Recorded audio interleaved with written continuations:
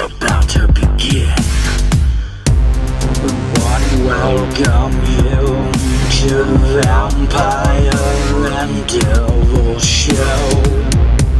We want to welcome you to the Vampire and Devil Show. It's gonna be bloody fun. We're gonna kill everyone. Welcome to the Vampire and Devil Show. With lots of blood and lots of guts. Two horror fanatics and rock and roll nuts. Welcome to the Vampire and Devil Show. Hello, boys and girls. Welcome to the Vampire and Devil Show.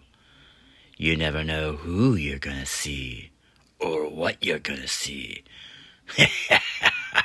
I hope you have a good time.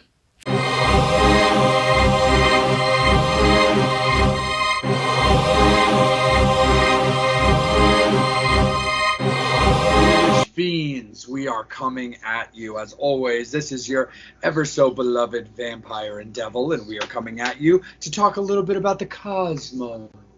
We're going to talk a little bit about, is there or is there not life outside of coffins and hell? But for the sake of this conversation, there's absolutely life outside of coffins and hell, because we are going to talk about aliens, my friend. Oh yeah, those slimy sons of bitches out in the sky are always trying to come and get somebody. Whether they're going to give you something good or something bad, you're going to get it regardless. Absolutely. So we're going to tackle definitely two movies, of course, but that are on very opposite ends of the spectrum as we've got Species taking on Under the Skin. Under My Skin today. So that's going to be a lot of fun, man. Oh, yeah, they're definitely two polar opposite movies. One with Species is your very traditional alien sci-fi, horror. And then the other one is more of your kind of thinking man horror, cerebral horror, or whatever you want to call it. Yep. Yeah, no, definitely. So it's definitely going to be interesting conversation because Species doesn't exactly rank on Mrs. Vamp's like fuck yeah list. That's definitely kind of one of those like what the hell is this thing? Yeah, so definitely going to be an interesting one. But why don't we jump right into it, my friend, and let's talk about Species. So Species is a 90s style movie, alien movie, based kind of around, basically based around test tube babies is kind of the best way to describe that. Is it based around, a new species that they've created, a young child that they've created off DNA and nurtured, who rapidly has turned very quickly into, a young child in probably about 8 years old at the time that the movie's kind of starting off. Yeah. It just shows like the progression of you see in the movie that you see this young kid and you're like, okay, maybe they've why do they have this kid in a testing area? Then you find out, that they got this DNA from the aliens that they've contacted with, and with this thing, it literally within 2 days, I think it was, or something like that, she was already 8 years old, 8 to 10 or somewhere around that age. No, absolutely, brother. So the thing about that is, it's got that kind of science feel to it, obviously, as you've got these scientists, testing new life, intersplicing, kind of Jurassic Park-y and that kind of thing. But, you've got Michael Madsen, who's kind of like the main person, who you've got, as like the main person. A lot of people will remember him from like Sin City. But then you've also got like his right-hand person, she like is like right there as like his secondary, like, scientists that they put all the data through. And, in typical no real shock fashion, she breaks out, she gets away, and the young girl just takes off, and she just runs off and hops a train to nowhere. But that also allows that secondary time while you're watching, as we'll get into, her in the train, which you'll get us going with. But that other time allows us to be kind of like, introduced to like the other cast and stuff like that, where you've got Forrest Whitaker, who kind of plays like a medium type of guy. And then you've also got kind of like, the burly, like, military, militant, like badass, wannabe badass guy who may or may not make it through this movie. We'll cross that bridge when we get to it. But that kind of allows, as like these two secondary, areas of like military science and like FBI kind of come together as like the crew that are going to hunt her down. Yeah. It's such a cool like cast of characters, and it's very, very typical to the time, where it's just basically like, you have your military guy, you've got your CIA kind of type people, you've got your scientist kind of people. It's just typical, your typical, action sort of packed sci-fi movie. And like you said, yeah, she jumps on that train, and like when you jump on a train in movies, there's always a hobo in it, and the hobo doesn't make it, gets pretty gnarly jacked up right to begin with. And then it jumps from one train to another train where you're on a real train now. And this little girl is just eating and eating because she needs to consume all this energy. And it's basically because she's growing at such a expedited rate.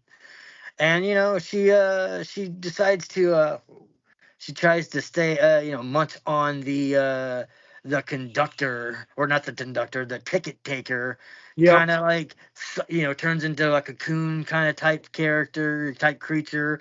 And, basically just cocoons and sucks her into the cocoon to try to morph into, what she turns into for the whole rest of the movie, which is, the hot Natasha.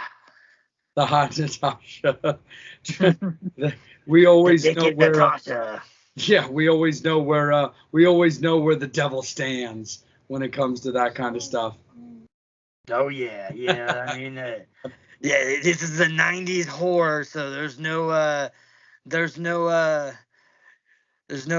reasons and rhymes. There's just a lot of nudity. No, there really is, man. And it's funny too, because like she takes out the female conductor and, very sensually backflips like out of the cocoon kind of a thing. And I'm just kind of like, it's so 90s. So, the only thing that could make it a little bit more typical was if it was like an 80s like slasher style but it definitely has that like nudity for no reason feel. Yeah. And then throughout the whole entire movie, she's having these weird flashback kind of dreams that are all very erotic, and then mixed in with the H.R. Geiger, thing like Aliens, because he created a lot of the, the things for this movie, the way the thing. So it's got that kind of like, erotic, sexual, erotic kind of alien stuff too. It's pretty crazy. No, absolutely. And then the movie basically then morphs for a dominant chunk of it into the cat and mouse game, where they're all tracking her down and we're seeing her kind of morph. We're seeing her learn things. She takes the conductor's uniform to kind of be able to walk about the train until she exits the train. And then she picks up a hotel, does casual shopping where she decides that this wedding dress that she really likes is like the clothes that she's just going to kind of wear for now, leading up to, getting a hotel room and kind of learning things on TV, leading to where all of a sudden that part of her brain is kicking in where she's like, I need to start reproducing, so I need to find a man. So she starts investigating like the club scene, and that leads to one of our major like memorable kills where she basically takes out some random club chick out of jealousy. It appears because it seemed like it doesn't really seem like she kills her for any real particular reason. Yeah. She's just kind of hitting on this guy at the bar, and then this girl comes out of nowhere and starts hitting on her, and then all of a sudden the girl's like, "I need to go and freshen myself up," and she follows her, and yeah, like you said, kind of like in that, because all these things she's learning, she's really quick at learning stuff. She takes almost like a computer. She takes things and understands them very quickly. So, obviously she's getting in that state, like you said, she needs to find a mate. So you have that whole, like, just in any animal species, there's that, wanting to be the dominant female. And she sees this other female as a threat and, yeah, takes her out pretty quick. Yeah. Don't get me wrong, Devil. I love the kill. I mean, just a good old fashioned hand through the tile, snapping the spine style kill. I mean, it's a good one. Yeah. So yeah. It's one of the better kills, I think, in this movie. Yeah. I mean, all the other ones are just kind of standard, like almost kind of animalistic type kills, where it's like, you're just kind of at the mercy of this much stronger being. Yeah. But so as she continues on, she kind of finally they kind of are able to track her down pretty much through like just the wake of destruction that she's leaving, and they're able to start getting her down to where she is able to mate, but that also morphs her into her traditional form. Yeah. I love when she's on the prowl, because like in the very first time, man, she goes and takes this guy home, and when by the time the FBI and the people who are searching for her find it, they find out this guy's dead already, but they realize that they hadn't had sex, and she kind of figured out that they're like, why didn't she have sex with this guy already? She's obviously trying to mate, and with some kind of alien species that she is, she can tell that this guy has something wrong with him, and they find the guy was a diabetic. Mm-hmm. So therefore she was like, she considered him not worthy, or not a good enough match to reproduce and make children. Yeah. And it is kind of funny though too, because they're like in the hot tub, and it's like, and she just puts it out on Front Street, man. She's like, I want a baby. And he's literally like, wait, what? I brought you home from the club. I thought we were just going to get our freak on. Yeah. It's like, it was part of this movie, especially when that was coming out. It was like, man, I really wish, I mean, I know she's an alien and she's more than likely going to kill you, but damn, is she hot? And I wish the chick would just be like, hey, put a baby in me. Yeah. No, for sure. And the funny thing is, as she makes her way and finally is able to mate, it actually turns out to be a member of like the crew that's chasing her. Yeah, it's the best part, because obviously, they don't know exactly what she looks like, because they hadn't seen what she looks like, because all they have is just images of what she looked like as a kid, and now that she's a full adult, they're not really completely looking, and she cuts her hair and dyes it and stuff like that. Yeah, and obviously picks on the nerd of the crew, who everybody else in this movie is getting something. You got Michael Madsen and the other chick are kind of hooking up, so he's this guy that's trying to hit up these women, and they're like, he finally gets this one girl that wants to sleep with him, so he's like, hell yeah. They have sex in the best part of one of the best parts of the movie. All of a sudden she was like, I can feel it. And the guy's like, feel what? The baby. And he's like, haha, yeah, right. I just finished in you. And she's like, no, he just kicked. And he puts his hand on her stomach, feels the kick, and then goes, oh shit, this is the alien bitch that we were looking for. And that was his last thought. Yep. Because the next thing we see is literally his colleagues busting in the door as she takes off running, and he's just a corpse. Yep. It's like, well, I guess to a certain degree he died happy. Yeah. Yeah. But then it leads to the big chase as we reach towards kind of like, no pun intended, as we reach towards the climax of the movie. We get, kind of, it's the underground chase scene as she like flees to like the sewer to find a safe space to, have her offspring at. Because that's kind of the big reoccurring theme also of this movie, is how fast this species reproduces, grows, matures, all that kind of stuff. It's all incredibly rapid. Yeah. It's like you said, like she literally just had sex, Yeah. and boom, she's got that. Then all of a sudden, she's running away, and she's full on pregnancy, getting ready to have a baby, and it's within, less than a day. You know what I mean? Yeah, Yeah. dude. Because she's on the, going back to our previous conversation about her being on the train with the conductor, and you would mention her cocooning, she cocooned as like an 8-year-old kid, and then came out of the cocoon as basically a 24-year-old or whatever woman.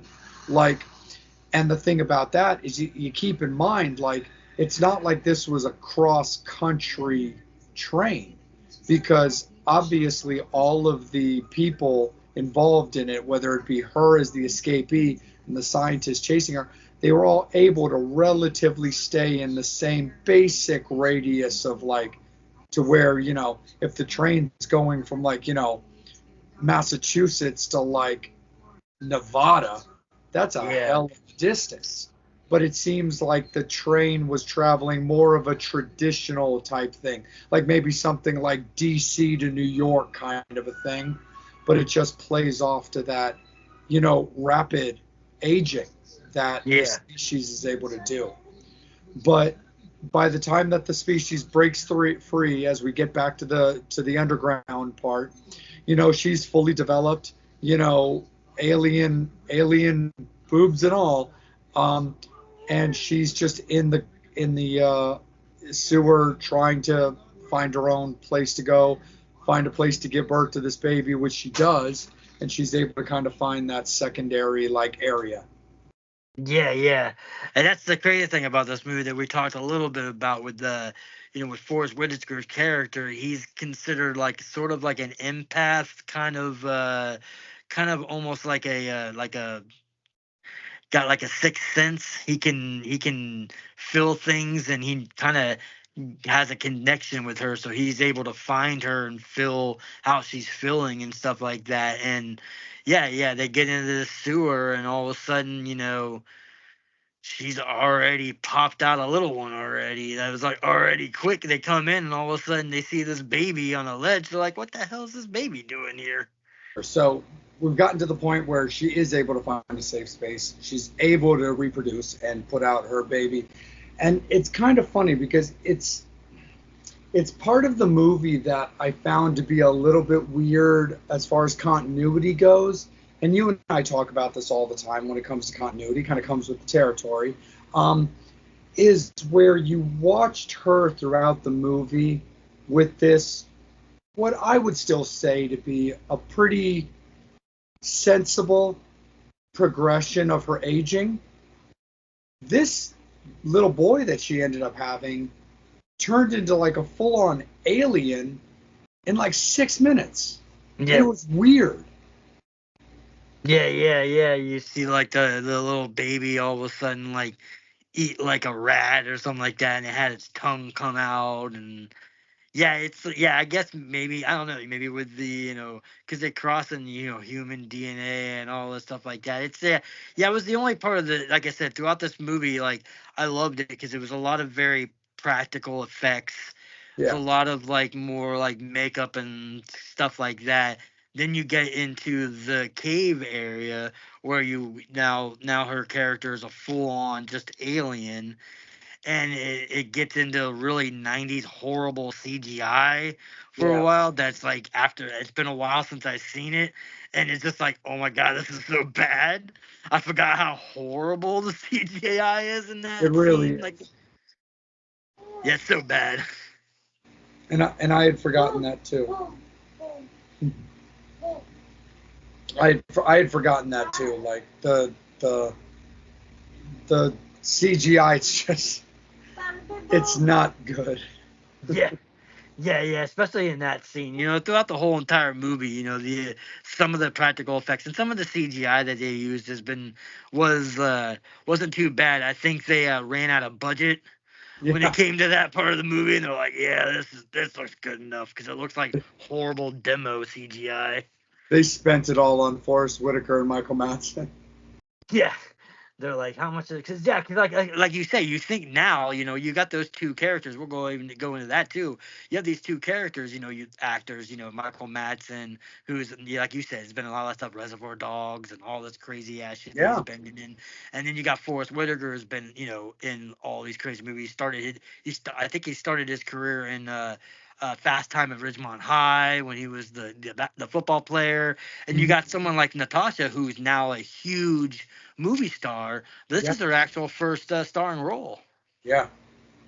No, for sure. I mean, she definitely. So many people that just kind of like went up to, like, as the old saying goes, like bigger and better things. Yeah. And so as we kind of like make our way towards like the very end of this movie before we get into the obituaries and where we rank it on the kill counter, it's got a very traditional kind of alien ending of a movie as far as like that, aliens versus humans, kill or be killed style of a movie. At one point you've got Michael being like strangled to death by the fucking like nipple like lanyard or whatever the fuck that was.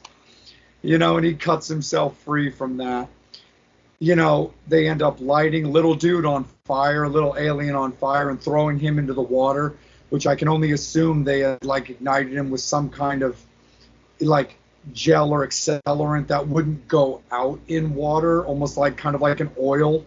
Yeah. Because the whole water of this sewer ignited into flames. It's not like it went out when they threw dude into the water. He just continued to burn. And then they were able to throw Natasha's character into the water. And then in typical almost Jason Voorhees fashion, nope, not dead yet. She jumps up, grabs Forrest's character by the ankle to try to get one more kill until Michael just glory style, like just like Spartan style, just like, you know what, we are over you, and pow. Yeah, I guess like I read something that, to begin with, they were going to end it as her burning with the fire, but they didn't want to kind of do that traditional because you had the Aliens movie that, had the fire extinguisher and the fire flamethrower trying to kill. So I guess they decided, well, what else can we do? And they were like, well, let's just have her in flames and then shoot her. This like super advanced alien gets killed by modern technology bullet. Yeah. No, 100%. I mean, they definitely hit her with a big shot of bada boom right to her face. Yeah. So they definitely threw down like that. And so the end of the movie, the very ending, has got some tongue in cheek to it. Rats kind of come out.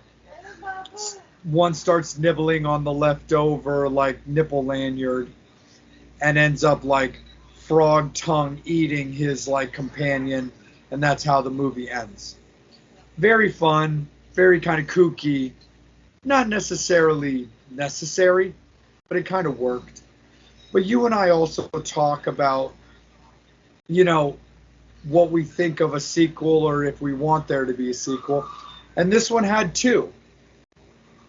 Spoiler alert, but it's not really a spoiler alert. They don't base the rat as the reason for doing another Species movie. Yeah. But for all of our fangs that watch this episode that are into alien movies, and either watch Species or have watched Species, hey, look, you do have 2 more movies to look forward to if it speaks to you that way. Yeah. It was such a weird thing because you would think, like we've talked about with other movies, with like Critters and stuff like that, where there's a possibility of a sequel, and they show the eggs, and they continue the sequels with the eggs. Where this one, it ends with what that rat is chewing on an umbilical cord, gets a little bit of the alien DNA, turns into an alien rat thingy or whatever you want to call it. Yeah, and then the second one, has absolutely none of that in it at all. It's like, well, what was the point of that? Exactly. So it's like, Like, and again, that might have simply been for the end of the movie, and then they realize that they're being greenlit for a second movie. It really might be that simple.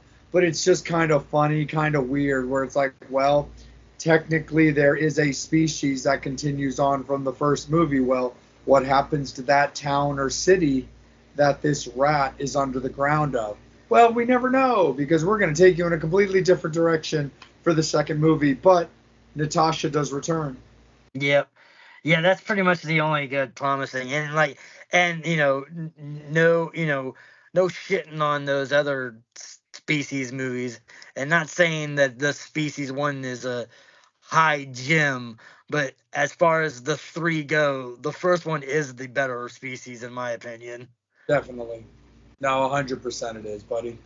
So let's get into the obituaries. Let's get into where we think we should rank this as far as kills go. I keep it pretty simple. It's a very straightforward movie. I mean, honestly, you and I are probably about to get into more intellectual talk when we get into your movie than we're going to get into about my movie. So when it comes to Species, overall, I've always found it to be enjoyable. I mean, it's a fun movie. It's flirty. It's goofy. It's borderline stupid. But I do think that this movie does have a certain amount of rewatchability to it.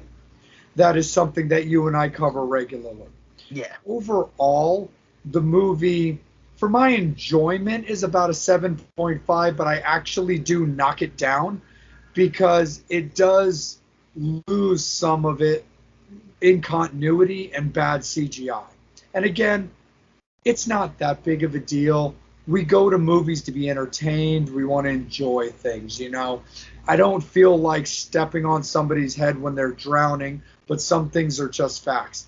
But there are 2 things I remember from the movie that were always kind of weird to me, and one was just kind of that really weird, bad CGI. I never really understood Forrest Whitaker's character, to be honest. I think they could have done a better job defining him or making him a little bit more like gung-ho. And also, there's at the end of the movie when the female character who's kind of hooking up with Michael Madsen is like falls in the water and gets stuck. She regularly is talking about how she gets stuck. But then after Forrest Whitaker throws little dude into the water while he's on fire, suddenly she's running up from one area, Michael Madsen's running up from another area, and they're all kind of meeting in the middle to save him because Forrest is hanging from a cliff. And I'm like, wait, for 10 minutes she'd been bitching about how she's stuck. Yeah.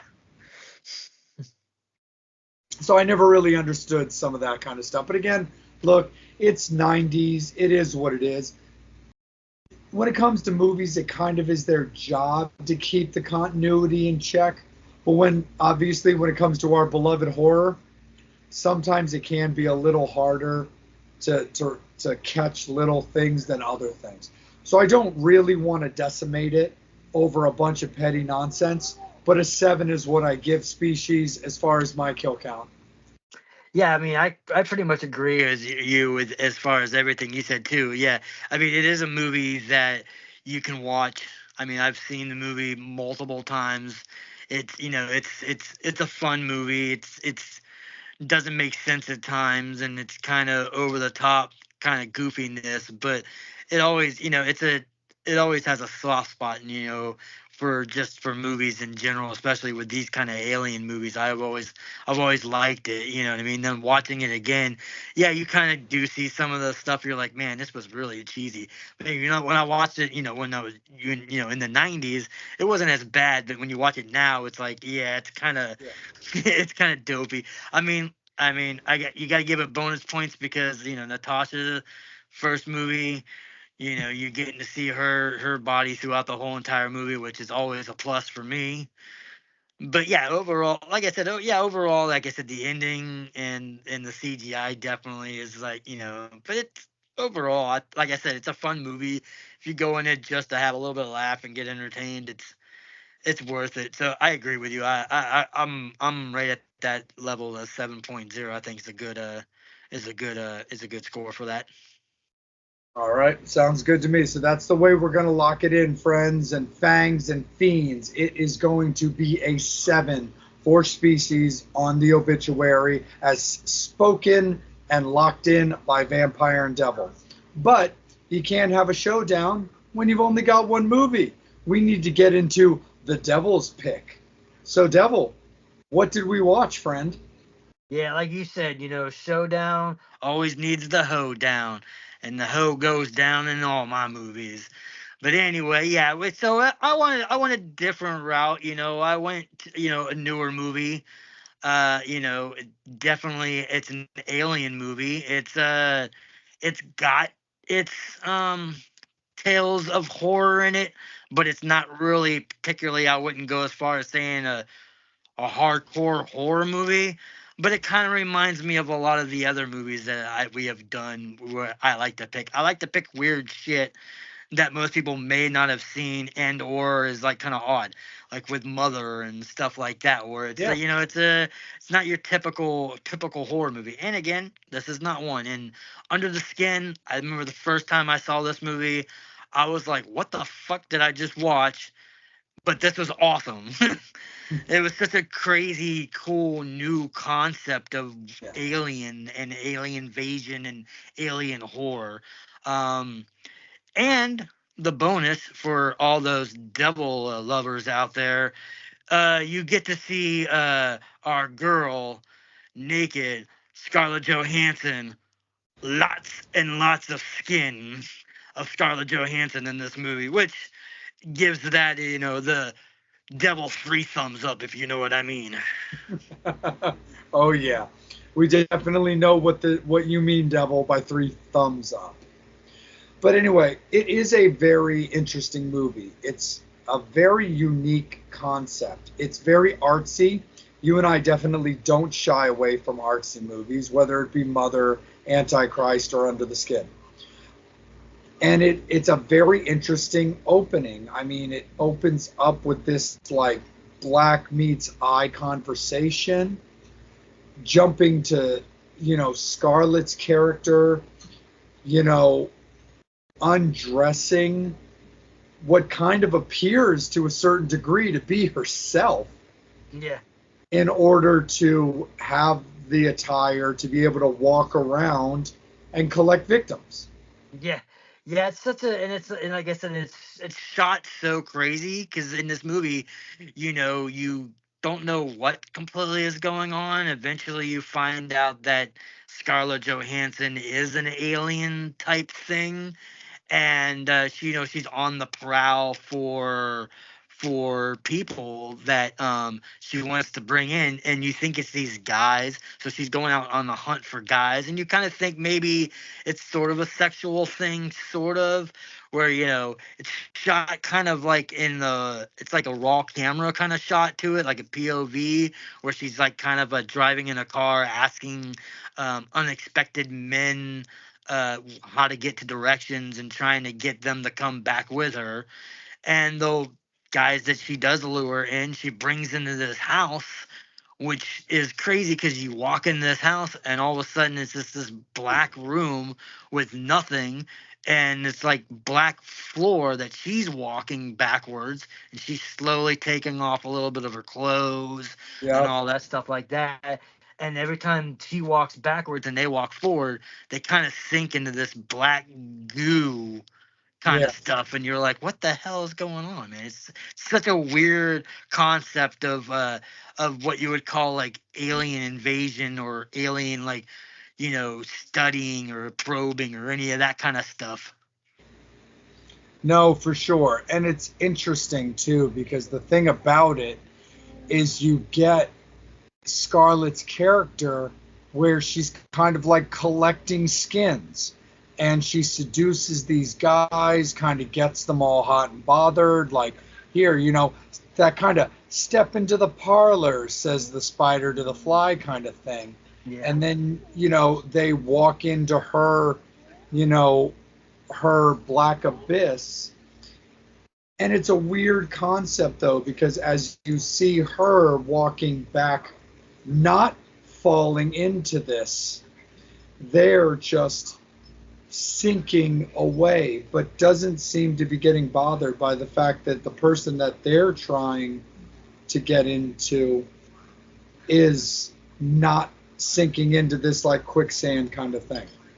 Yeah. They just, you would think that you would, when you're moving forward and you're sinking into this abyss thing or whatever, you would stop. But yet for some reason, she keeps drawing them, and they just keep walking all the way to what ultimately is their death. Yeah. Yeah, and the cool thing I like about it, it's kind of like where this goo thing is sort of, you figure out this goo thing is some kind of like mechanism where they can study human DNA and study human, anatomy and all this stuff like that. And the cool thing about this movie, when she brings one of her victims into the house, it's an actor that actually has. I'm horrible at names of diseases, so I can't remember the name of the disease, but I know it's like considered like the Elephant Man kind of disease, where this guy's face is all kind of mangled and disformed and stuff like that, which legitimately that actor is like that. I mean, it's real. It's not makeup. It's this actor that has done movies, and he has this genetic issue, and she brings him in, and I guess, I don't know, maybe because of his defects, he kind of survives this.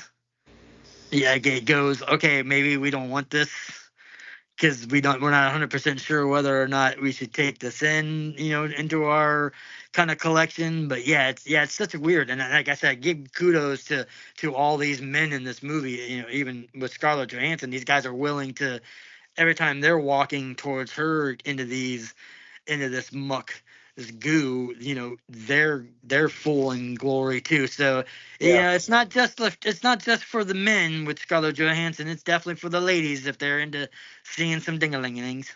No, absolutely. Yeah, we have it down in our notes, and no disrespect to the actor or anything like that. It's just we're not the most skilled at pronouncing things, but it's like neofibromatosis or something along those lines. So like, trust me, myself and Dev would never go out of our way to like disrespect everybody. It's just some of those pronunciations are just very, very difficult. But yeah, no, that's a real thing that he's having, and the fact that they were able to move it into the story is always very cool when they're able to do that kind of stuff.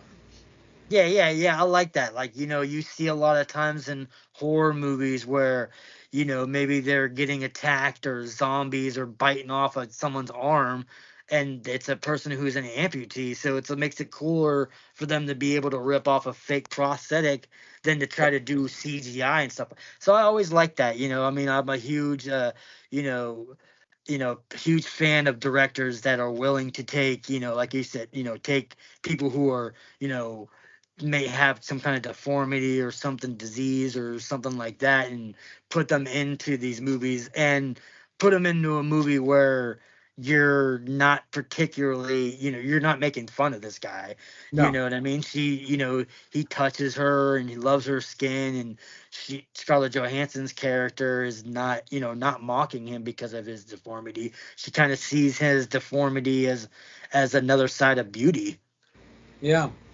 And it leads into that overall kind of beauty thing as we kind of make our way towards the ending of this movie. And while Fangs, it does seem like myself and Devil kind of shot to the end of this movie quicker than we did with Species. That's only because with this being more of an artsy design, it's got a very more traditional level plane trajectory. Where with a movie like Species that has so much more traditional slasher style and a lot of different arcs and roller coaster, there's a very specific artistic design that Under the Skin had, which is Scarlett's character not only meeting these people, getting these skins, but also self-discovery, because that leads to her discovering her own lady parts. Also, what leads to the end of the movie, which is actually based around a rape scene. Yeah. I thought that, when we're talking about her discovering, that's one thing I like about this movie, where it does that. First of all, she sees herself in a mirror and sees herself as what she looks like, and that's like the first time that she's probably seen herself as what, in this, skin that we find out that she's in. And like you said, she gets in, goes to meet with this one guy. She's kind of like leaning towards maybe not wanting to do the stuff that she wants to do. She's kind of getting this like, should I be doing this kind of thing, and second guessing like her nature or like what she's doing with these guys. And yeah, and she tries to back out of this thing, and this guy, is trying to have sex with her forcefully and stuff like that, and goes to have sex with her. She realizes that he penetrated her for a minute, and she was like freaks out. And like the crazy part of the whole entire, one of the crazy parts of the movie, yeah, she takes a lamp and starts like looking at her parts, like, what the hell is this? Like, what do I have here? Like, what the hell is this? Kind of like, like a little kid touching something for the first time or something. She's like, oh my god, what the hell is this thing? And yeah, it's crazy. Like it gets that kind of pushes her further and further down this rabbit hole of her own existence and all this stuff like that. And you kind of feel like maybe she's not wanting to do what she's supposed to be doing anymore. She runs and escapes to try to get out of it. And of course, when she escapes, and of course, like, in most movies, when you have what seems like a beautiful woman, you have some guy that goes, oh yeah, there's a cabin over there, thinking that he's going to be all nice and neat, and goes and tries to do bad stuff to her too, which while he was doing this, all of a sudden realizes that she starts tearing away. He sees her skin, and she's not what he thinks she is. Yeah. And it's crazy, and that is what ultimately does lead to the end of this movie, where he tries to go into, areas of her body that he doesn't belong, and realizes that there's like this, kind of black, situation, and ends up tearing some of her skin, where he's seeing it as she stands up, and there's a part of her lower back that's been torn, and she's literally sitting there and, peels her head, well, basically her face and hair right off of her, for lack of a better term, skull, her alien skull, her alien head. And he just runs away in a panic. And it kind of leads her, what kind of feels a little bit like, for me at least, like a self-discovery, as she peels away this outer layer, as she kind of seems to be debating over whether or not to continue with this form, as she's looking into Scarlett's face in her arms, or maybe contemplating bringing in a new form possibly. And that's when our guy reemerges, douses her with gasoline, and lights her on fire. Yeah, I like that too. Whenever she peels off, it's creepy. So when she peels off the skin, and she's got that, jet black alien body. She's got, like you said, she's got her Scarlett Johansson's like face or head kind of on her lap, and you can see that her eyes are still blinking and things like that. So it's kind of weird. It's kind of like this alien's wearing a skin suit, but the skin suit kind of can still, do things without her moving it. It was like, yeah, it was a really creepy, weird. That was probably my favorite part of the movie because it was just so odd, and like the beauty of how she looks in this black, alien thing. I was just so it was just like the coloring of her black skin was just so cool. I loved it, like especially with the contrast of like the woods and stuff. And like you said, yeah, it just it ultimately goes to where it goes into her demise, and obviously she burns to death and stuff like that. The only part of this movie that I thought was kind of weird that we didn't really talk about, and sort of from the beginning, and you see throughout this whole movie, that she had help from a guy that we're assuming is another alien in a man's skin, but we really don't get to know anything about them. He's trying to find her towards the end of the movie, and then all this stuff. But yeah, it's kind of like it makes you kind of think, okay, maybe he's part of this, part of because in the very beginning he's dragging the body that puts into this van, and this van's like this outer, almost kind of like a spaceship sort of, where Right. that's where she all of a sudden she puts herself into the skin. So it's like, yeah, it makes you kind of think like, okay, maybe this is all part of an operation, and maybe they realized that she kind of went rogue, or she's not doing what she's supposed to be doing, and maybe they were gonna take her out anyway or something like that. Yeah, it's kind of like an unexplainable little subplot of the movie, which was the only part I didn't really quite understand. Yeah, he's kind of this like watcher or lover or familiar, but he's just kind of their guardian angel kind of a thing where he's a subtext of Scarlett's character, but he's never really explained. Like, is he stronger? Is he more powerful? Is he to a certain degree calling the shots, or could he get involved if he needed to?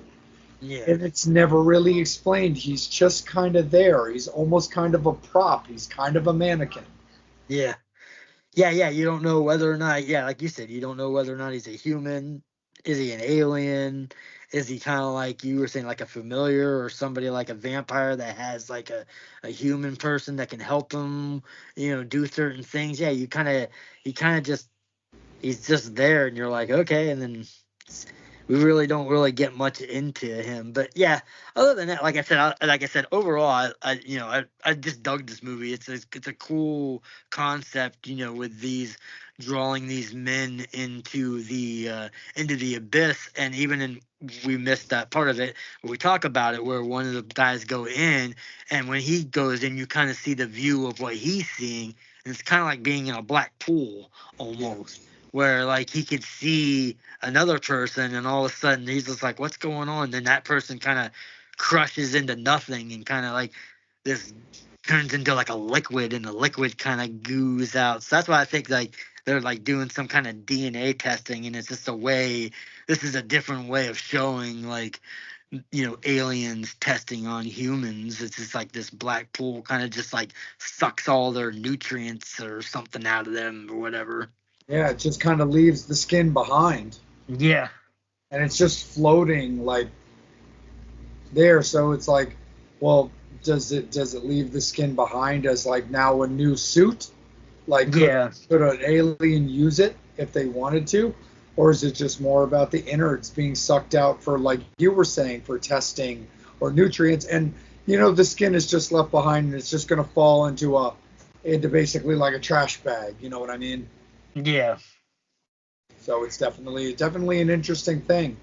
But let's move into the obituaries, my friend. Let's talk about how we rank it in kills and pit it up against species. So where's your head at, my friend? I mean, for me, like I said, it's one of those movies that, like like we've said before, where it's very odd, it's very artsy, it's very intellectual. It doesn't quite explain stuff like most movies are, that kind of are, make audiences dumb and kind of figure out exactly what's going on. It kind of leaves up that interpretation of like what you think this movie's about or what you think this person's thinking, or it's not just flat out just telling you like, okay, this is this and this is that and that's how it's gonna be. So yeah, I mean, I like it. Like I said, I liked it. I think it's a cool concept to sort of like a retelling of like Invasion of the Body Snatchers or anything like that. That kind of alien horror movie. Um, and like I said, it's just it's something that you know it's not like it's trying to rip off something. It's very original, and like we've always talked about, in a world where the Hollywood likes to regurgitate the same thing over and over again, it's cool to see a fresh take on such an old. I mean, alien movies have been around since the beginning of time. Yeah. with movies, so it's cool to see a familiar movie that has familiar themes, but that you've never seen before.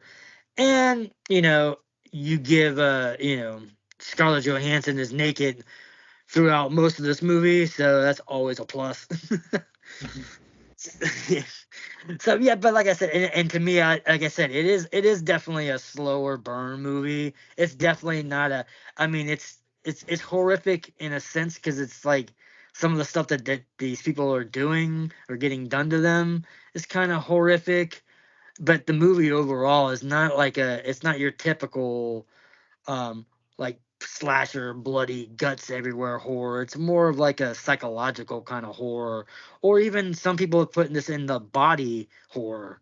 It's Yeah. very body horror because of her, wearing a skin instead, and then coming out of the skin, and like I said, we said with the eyeballs blinking and stuff like that. So it's considered part of the body horror realm. But yeah, I mean, it's a movie, that unfortunately. Most horror snobs are not going to watch. I mean, maybe just for Scarlett Johansson, but that's probably about it. Yeah. But to me, I like it. I think it's a cool movie. I actually think that it's worth people to watch because, like I said, it's a fresh take on something that that we don't get to see that often with in the horror genre and with the aliens and stuff like that. So for me personally, I give it an 8. An 8? Yeah, no, for sure. I'm definitely with you on that one. I think that's definitely a good ranking for that. My only real thing, like I said, we've discussed it before, and I gave a precursor to it. Its rewatchability, in my opinion, pales compared to Species. Yeah. But again, we talk about that regularly when we discuss like the common horror fan, the people that watch horror movies. Of course, there's going to be multiple different subgenres of what people are into and what they're down to watch. But I definitely think that the common horror person is going to be more into the blood and guts and tits of Species over, regardless of the fact that it's Scarlett Johansson, the artsy, nudity palette of Under the Skin. But I don't think it's worth knocking points down for that. I find that you and I tend to use watchability as the proper tiebreaker when we're really close on things. So honestly, dude, I'm solid with you, just like you were for me with Species. I think 8 is solid. I think it's proper. I think it's the way it should be, man. So I definitely see it with you. So we're going to lock it up. We're going to seal it in. And that's what's spoken on behalf of Vampire and Devil. Under the Skin gets an 8 on the obituaries. And what that means, Fangs, is that there it is. It's a fatality. Under the Skin takes out Species when it comes to our alien showdown. And there you've heard it. There it shall be. Horns up, Fangs. Fangs out. What's up, It's the devil here with another quick movie review. This time just got done watching Baghead, the 2023 movie. It was a pretty cool concept about a girl who inherits a pub.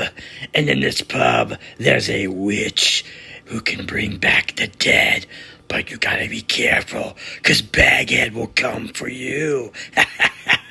Yeah, it was a pretty cool movie. You should check it out. It had lots of good stuff. It had some comedy. It had some horror. It had some shit that you shouldn't do, but people do it anyway. You should check it out. Go and check Baghead before she comes for you. Oh, demons of the night, ghouls, fiends, fangs, inferno-driven horned people that call themselves devil worshippers. We're coming back at you because we're getting spacey, we're staying gory, and we are getting very, very unique. We've got like suicide decompositions and all kinds of uniqueness as we dive into the letter E, devil. Who and what are we discussing today? E is for everyone, apparently. Everyone that loves dead things. We are going to be discussing one of my favorite of the space horror genre, if you want to call it that, of Event Horizon. Yes, absolutely. We've got Leprechaun in space. We've got aliens from space. We've got Jason in space. We're just going to talk about space killing you today. Yeah, man. Like I said, and this one is probably one of my favorite of the more sci-fi-ish kind of space horrors. Yeah, absolutely. It's definitely out there.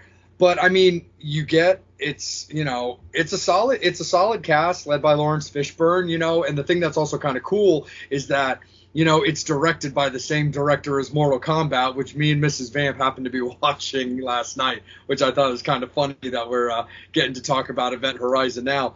But it's a really, really unique movie. It's a really unique design. But yeah, we got Lawrence Fishburne, we've got Sam Neill. And as much as we're going to get into, as far as like death, dying, and the dead, the original version was worse. Yeah.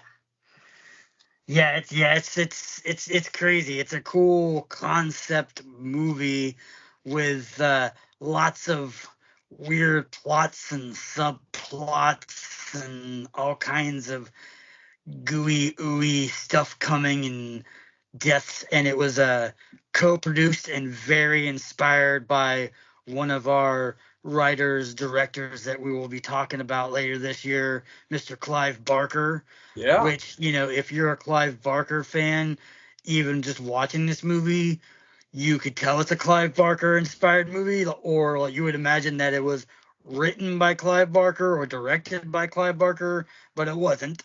I know he was consulted on the film a little bit because the director, Paul Anderson's a huge fan of Clive Barker, and it's definitely throughout this movie, you can definitely get those feels of Clive Barker-ness in it. Yeah, no, you definitely can for sure. I mean, everything about like this movie is kind of designed a little bit in that way. It really has a lot of that, like, body horror, but like a psychedelic kind of twist to it. Like, there's a lot of talk, of course, in just modern time and stuff that we've also discussed on our show already about, mental health and stuff like that. So this is kind of like a late 90s movie that really kind of had their finger on the pulse. Oh, yeah. It's just a crazy cool premise. It's about, these people that are on this mission to find a spaceship that had been missing for years and eventually, disappeared, and all of a sudden they finally came back. And so they're on this mission to kind of retract and see if they can get the ship back, see if any of the crew members are still alive or what they can do. And, they go to find out while they're on their way to go see this ship that Sam's character had created this ship, and basically was telling him about how this spaceship can fold space and time and go anywhere in the world, anywhere in the galaxy, anywhere in the universe at any time. So it was basically like, they were just trying to figure out where the spaceship had gone, and where it went. It went to my favorite place. Yeah, it went to hell. Went to hell. But yeah, and that's one of the things I thought was like really, really interesting, because it's got kind of that, it does have that traditional like design to it, and that kind of like traditional like intro, like reminiscent to Aliens, even to a certain degree Species, and without the and very much also it reminds me a lot of like the beginning of Jason X, if you skip past the modern day capture of Jason and then what led to them being cryogenically frozen. If you just jump right to when they're in the future in space, it has that like feeling though to it, because you're being introduced to the cast, you're getting kind of that feel around the ship as the discussions are also happening about what are they trying to accomplish and where are they looking to go. Yeah. It's got your typical, space, Mongol jungle jumbo stuff where everybody's touching buttons and pretend like they're doing stuff, and it's very, it's very like sci-fi, with that part of it where all these ships like, oh, we gotta do this and we gotta hit all these buttons and stuff. So I like it with that. But then like I said, you kind of build this. This little thing about each one of these characters. You kind of learn about these characters, and you kind of, start feeling for some of these characters and their history or their, backstories or any of that kind of stuff like that. But, you just basically just like, typical, spaced cowboys out there just trying to go out and, try to do their job and stuff like that. And like I said, they get, eventually they, figure out, find the ship, the Event Horizon, which, that's the name of the ship, was called Event Horizon. And, they find it, they try to figure out, what's going on. They get on the ship, they don't really see anybody, there's nobody really left. Eventually they bump into, a dead body, and they're like, okay, there's one dead body in this place, but I don't know where everybody else is. And then they go and they find the captain's log, sort of like, the DVD or something about like all the, the video of like what happened the last time they transmitted. And that's when it gets into the cool part where all of a sudden they find all this stuff and see people's faces all mangled, and they translate that they're talking about being in hell. And apparently the original version of that scene was supposed to be a lot longer, was supposed to be a lot more graphic, but they were just getting nailed by like the film people that were like, no, you can't do this and you can't do that. So, but it was still pretty gnarly. Like all of a sudden you see like a dude talking where he's got no eyeballs, and he's like, oh yeah.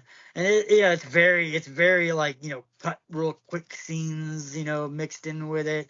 But it was like, it's one of those parts of the movie that like it just kind of gives you into this descent of the madness that's eventually gonna fold.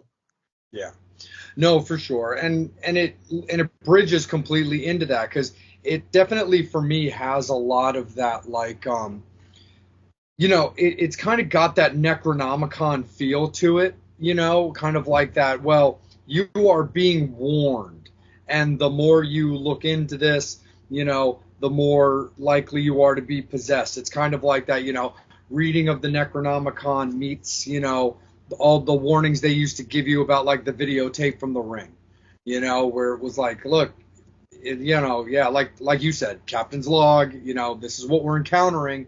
Here are the issues that we're having. And instead of just like, turning it off and taking a hint, they're like, well, tell me more about what did you find? What was so bad? It's like, no, dudes and dudettes, like, take a hint. Like, yeah. maybe we shouldn't go searching for things that are obviously bad. But again, in typical 80s, 90s fashion, we don't tend to learn. In fact, typical horror fashion, we don't listen. Yeah.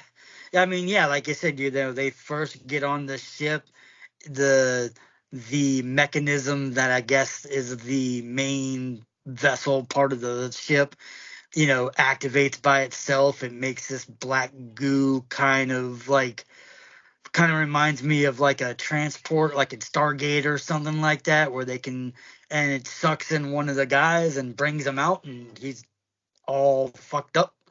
Yeah. Because you don't really know exactly what happens. Eventually, later on, you find out. But he's kind of comatose, and they're like, I don't know what's up. And then things start going wrong with the ship. Weird things start happening.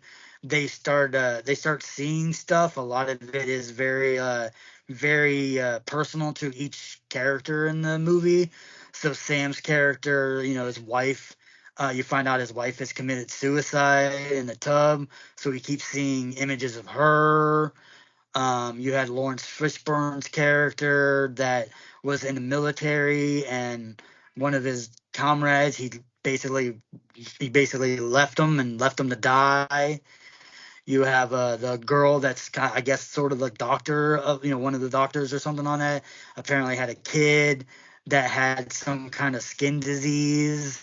So it's bringing out all these like past traumas, all these fears that these people have in their head. The ship is getting basically into their head and driving them crazy. Yeah, and that's what leads to some of these like gnarly like death scenes that we kind of precursored about. So you and I have had conversations about like body horror and stuff like that, and there's basically like a surgical suicide scene, and then you've got the other scene where you have like one of the characters that's like trying to stand up to like the visions in his head, and is like, no, you don't know what I'm seeing. You can't see what I'm seeing. This is what they want me to do, and this is the only way I know to contain it, as he's basically threatening to blow himself out to space. And then kind of changes his mind when he realizes like, oh shit, I'm about to blow myself out into space. I don't want to do that. And sure enough, though, because he's opened up the hatch, out he goes. But then Captain tries to come in to his rescue and grab him and bring him back into the ship. But by then, I mean, he's bleeding from the eyes and all that crazy stuff. So, I mean, for certain scenes to have gotten, clipped down to avoid, the really ugly ratings, they definitely didn't pull too many punches when it came to a real graphic nature.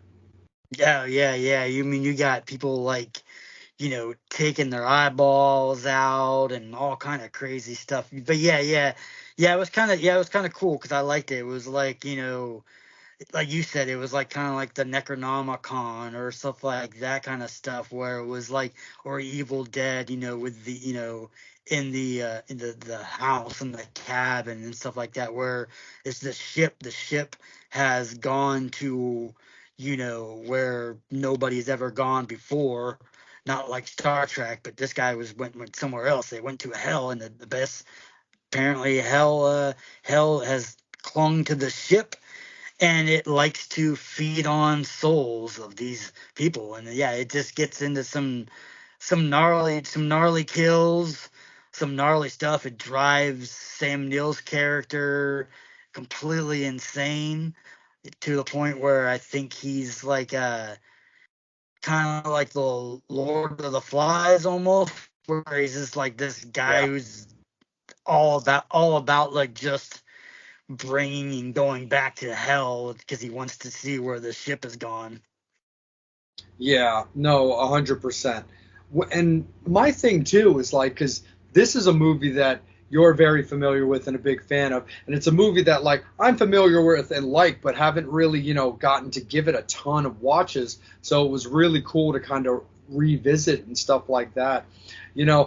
You formed this question to me, but I want to form this question kind of back to you. Like, what is it about this movie for you that you just find so, particularly like intriguing and interesting about this movie. I mean, we're going to go into the details about Clive's, influence and like scenes that are reminiscent.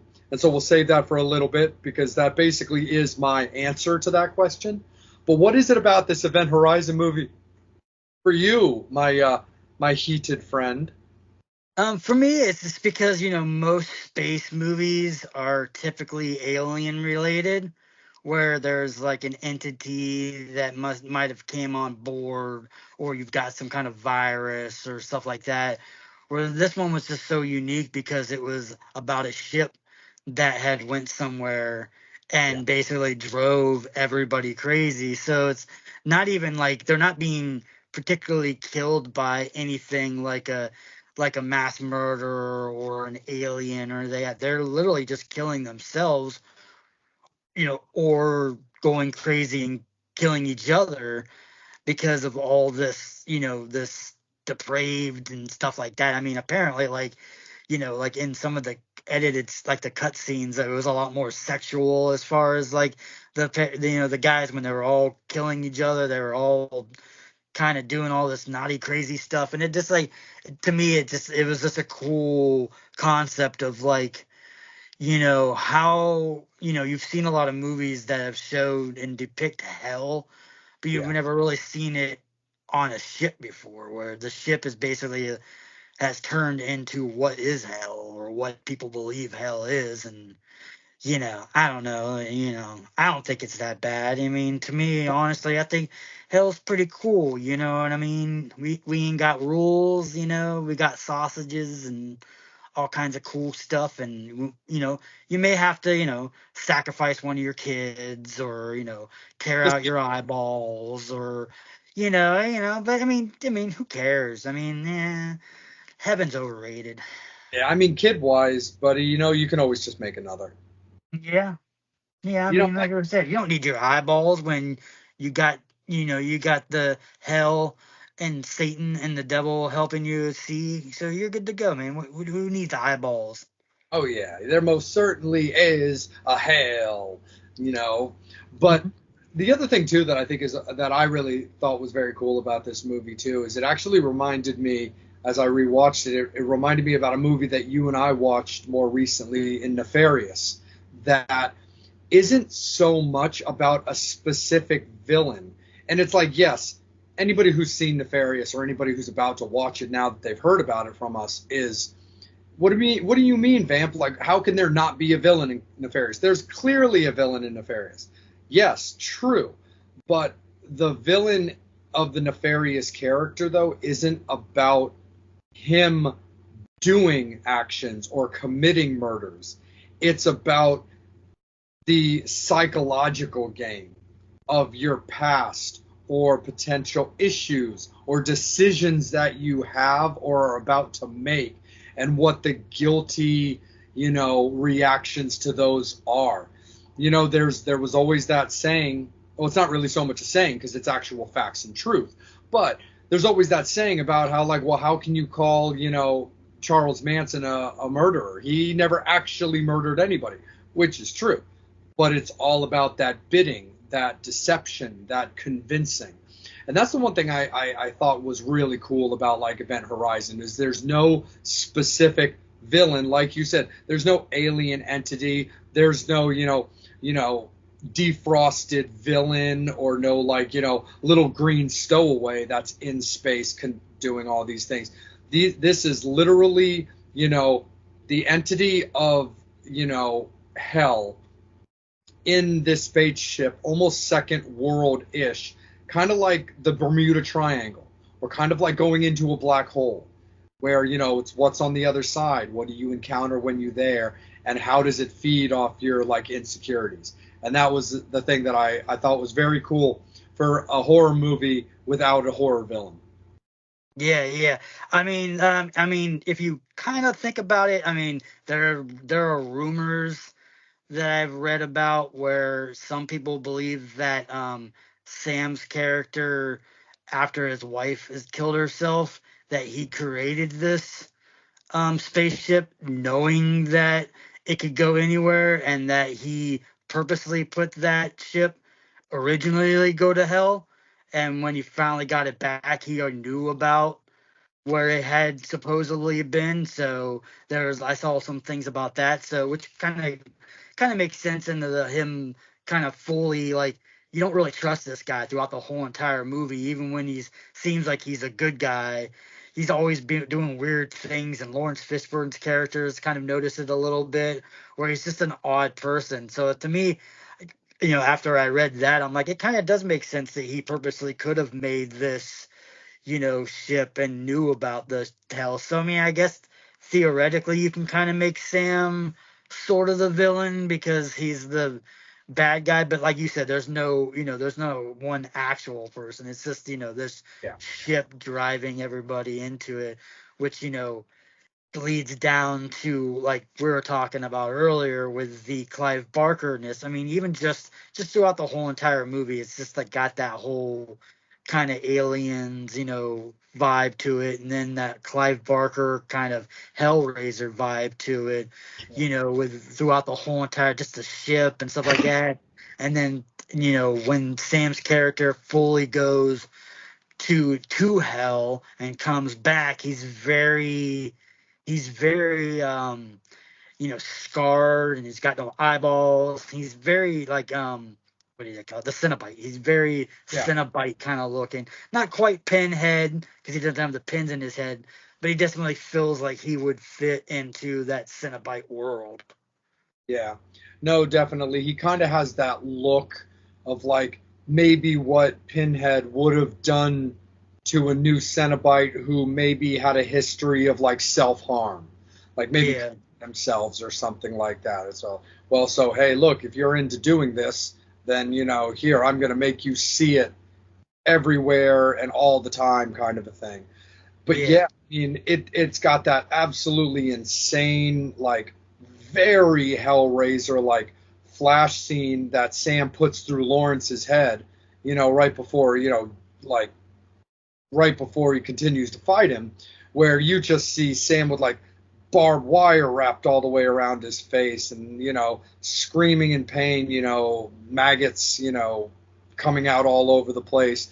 But definitely that whole like torture type scene, like when you get those other people who can like see things and, maybe they touch a person, then all of a sudden get the visions of what that person sees. Yeah. But yeah, it's crazy because it is 100% very Cenobite-ish that you see him just completely wrapped up in barbed wire, and that definitely, and there definitely are Cenobites that have been, cataloged and in those Hellraiser movies with the barbed wire. Yeah, and the other part of this movie that I super, super liked and I read about too was in this movie, there's a section before you get into the main core of the ship. They have this kind of tunnel thing that has this thing that like goes around in circles, and it's very kind of like going into like a fun house that would have like a spinning thing, and it kind of makes you kind of disorientated where you're like you feel like you're walking on a straight path, but it because of the motion kind of makes your mind go and you kind of go. And apparently a lot of the actors were saying that when they were trying to go down that corridor, like it was purposely just like messing with their minds, and it completely like just off-centered themselves because of this completely spinning room. But I love that. It's very horror cliche of just a spinning room that they have to enter, which is kind of like the circle before they get into hell. Yeah. So it definitely has that, type of design to it for sure. Like, you open the box and here we came kind of a thing. Yeah. Sure.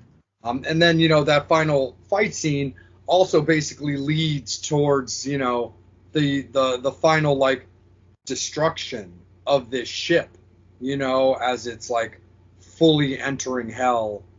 And, all of a sudden you're just seeing things exploding and you've got bodies flying through the corridors, as it seems to have this kind of like, kind of has this fall from grace, sucked into a portal kind of feel. Yeah. It gets pretty crazy, like, they're trying to sacrifice the ship and blow up the ship, but Sam's character doesn't want him to do that because Sam wants to take the ship and take the journey into hell. And Lawrence Fishburne and the other two survivors are like, "Fuck that! We don't want to go to hell. Like, we want to get out of this place." And it's kind of cool. Like throughout this whole entire movie, which is kind of a cool concept throughout this whole entire movie, is that, like I said, Lawrence Fishburne's character. Way is like, it's like you were saying when it comes to that kind of way of thinking, is you've got all these long standing, real life scenarios of these cults and maximum deaths and self unaliving type stuff, but exactly like it's pretty, whether you're into religion or not, whether you believe or not, whether you're part of organized or you're not, it's a pretty common knowledge that self, that like killing yourself means hell and not happiness. So Yeah. you think that like, okay, yeah, I'm gonna join this thing and I'm gonna do exactly what you said. I'm gonna take myself out for the betterment of my afterlife happiness. What, being like skewered and roasted over a fire by the devil? Like, yeah, good on you. I mean, look, just because you and I formed a friendship doesn't mean that we necessarily need to, make other people understand that, you know, they've got some shit coming their way if they come into your territory, bro. So I do always find it kind of interesting on what is always considered common knowledge of the end result, why you would join something where that's your end result. So I don't know, bro. It's always, the human mind is an interesting thing.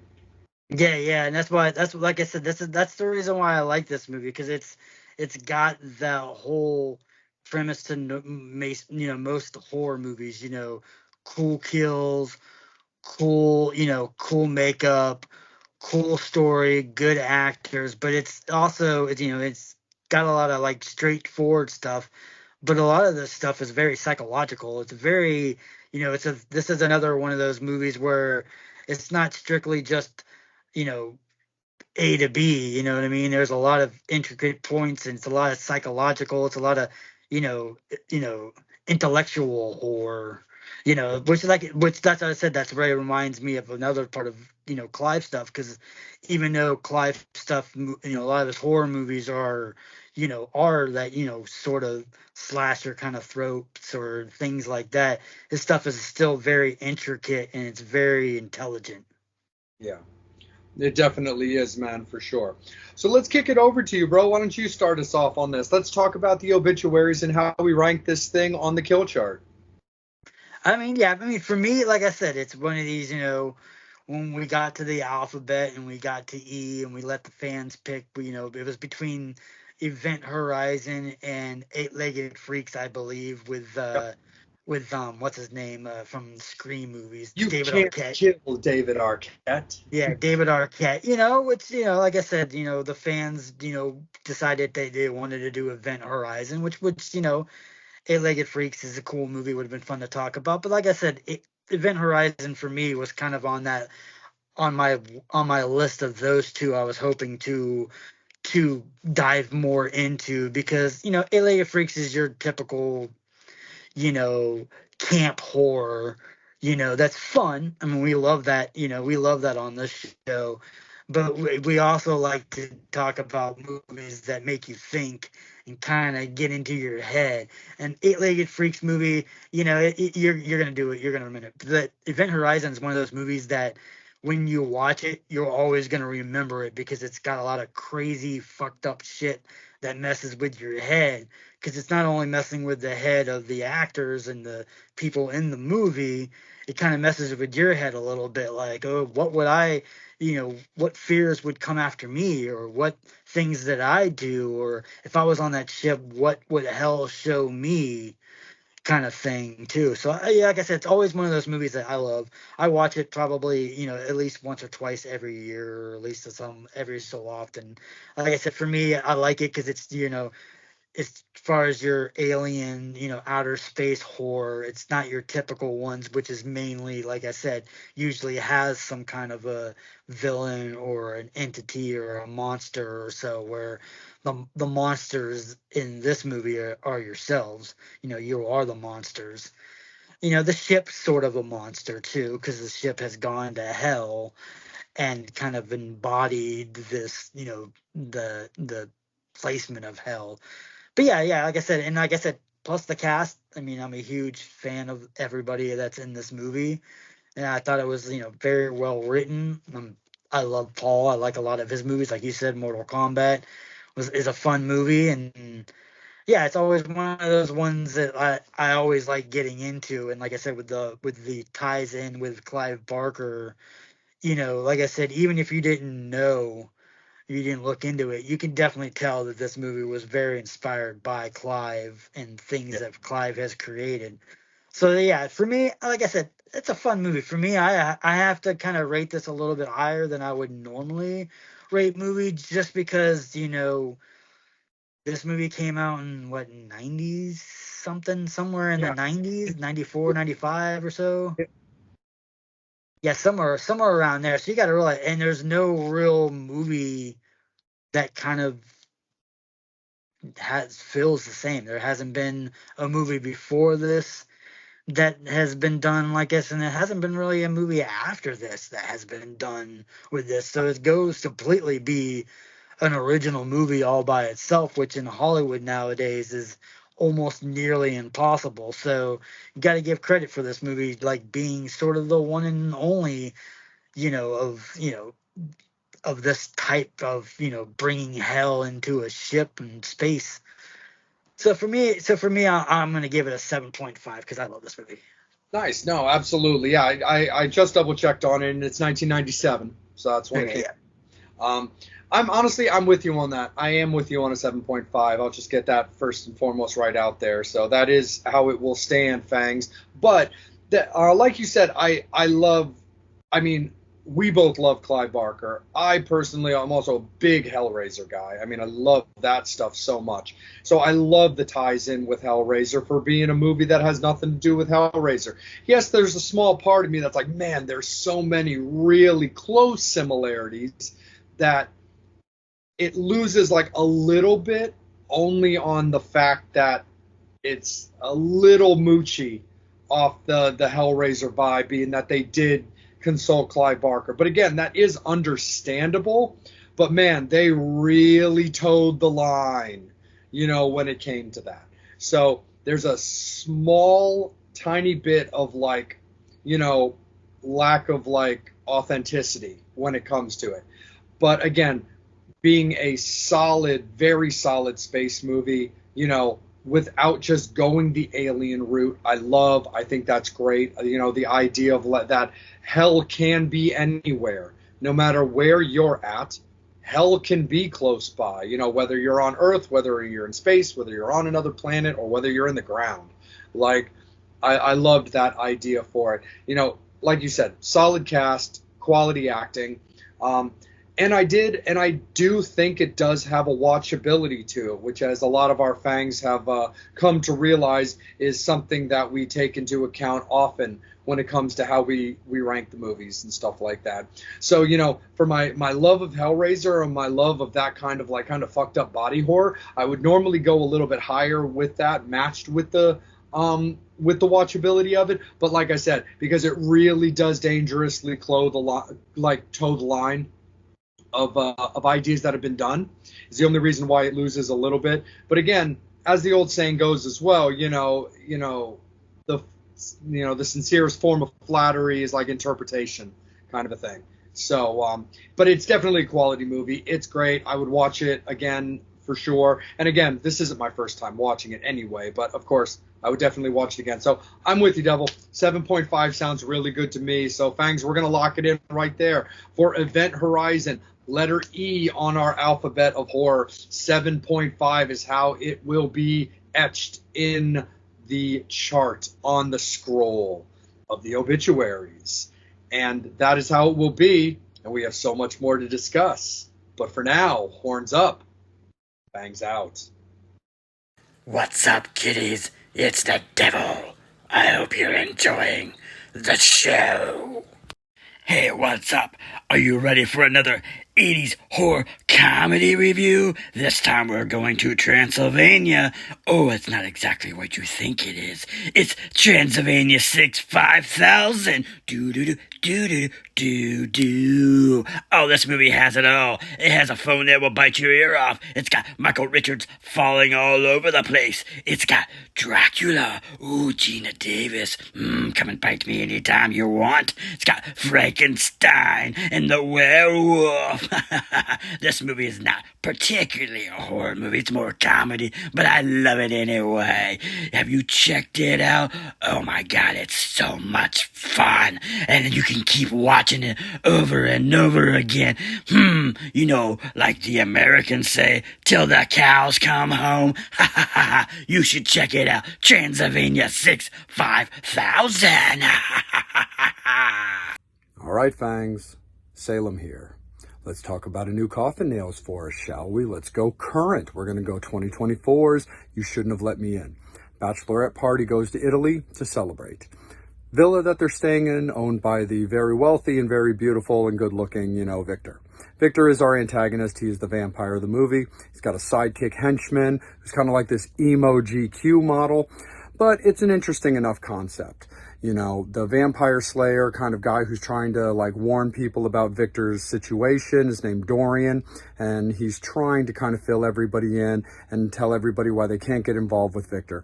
Kelsey, who actually happens to be the ex of the bride's fiance, which causes, of course, a lot of catty infighting and goofiness, ends up being the one that Victor chooses. So she has to deal with falling for this guy, wanting to be his bride, so she gets that beautiful wedding life that was kind of robbed from her by the actual bride, mixed with not knowing right away that this guy is evil. They're able to free her basically from his clutches, so to speak, with a special amulet. And in the process, from learning from Dorian, who does eventually get killed, and they learn that the blood of a martyr and a stake to the heart is what kills Victor. Kelsey is able to do that once the bride ends up sacrificing herself, and in a passionate kiss, Kelsey spits her friend's blood into Victor's mouth. With that sacrifice, martyr type blood intake is what ends up killing Victor, who strangely enough kind of turns into this multi-eyed monster with crazy sharp teeth all over the place. Very, very strange way to do it, but I guess that's just the vision of the director. And then Kelsey decides that instead of going back home and returning to her regular life, she's just going to stay as the brand new Slayer to take out the vampires of the world. It's a fun movie. It's interesting. It's kind of uniquely shot, but it does have some crispness to it. So it's enjoyable, but it's not really over the top. If you kind of like that party style vampire movie, mixed with a little bit of traditional vampire lore, it's going to be up there, but it's not a crazy, crazy must-see movie. So I'm slamming the coffin shut on a 6 for Coffin Nails for You Shouldn't Have Let Me In. We honor 3 more in the month of June that passed away. We honor these 3. Ian Holmes from Alien and Lord of the Rings. Director Joel Schumacher, director of Flatliners, and of course, The Lost Boys. And we honor Julian Sands. Although missing in January, his body remains were found in June. And we love the Warlock here at Vampire and Devil. So we give a quick shout out to Julian Sands, Joel Schumacher, and Ian Holmes. Gone, but never forgotten.